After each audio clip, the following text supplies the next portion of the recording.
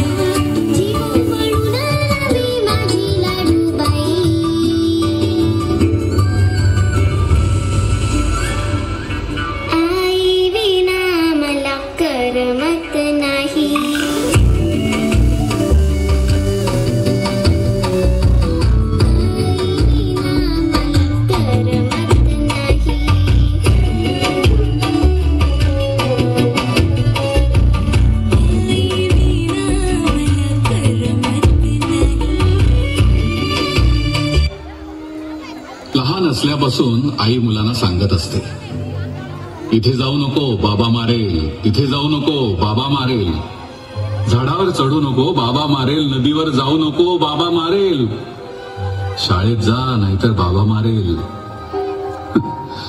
हे करू नको नाहीतर बाबा मारेल, ते करू नको नाहीतर बाबा मारेल. मग मुलं सुद्धा बाबांना घाबरतात.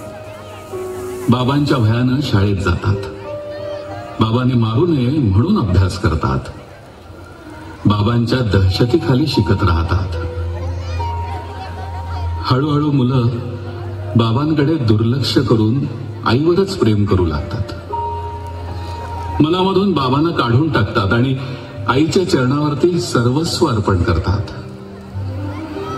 बाबांपासून 4 हात लांबच राहतात. मुलं आईचं गाणं गातात. मुलं आईवर कविता करतात. कोणतंच मूल बाबाला दुधावरची साय म्हणत नाही, लंगड्याचा पाय म्हणत नाही, वासराची गाय म्हणत नाही.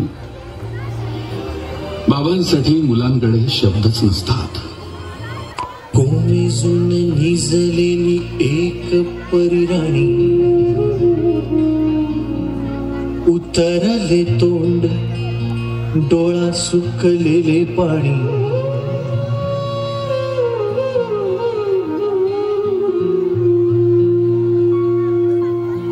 कोमेजून निजलेली एक परिराणी, उतरले तोंड डोळा सुकलेले पाणी. रोजचेच आहे सारे काही आज नाही, माफी कशी मागू पोरी मला तोंड नाही. झोपेतच आज तुला घेतो मी कुशीत, निजेतच तरी पण येशील खुशीत. सांगायाची आहे माझ्या सानुल्या फुला, दमलेल्या बाबाची कहाणी तुला.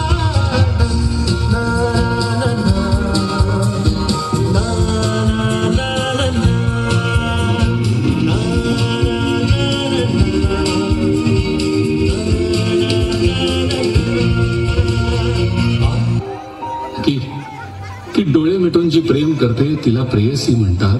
डोळे उघडे ठेवून जी प्रेम करते तिला मैत्री म्हणतात. डोळे वटारून जी प्रेम करते तिला पत्नी म्हणतात. आणि स्वतःचे डोळे मिटेपर्यंत जी प्रेम करते तिला आई म्हणतात.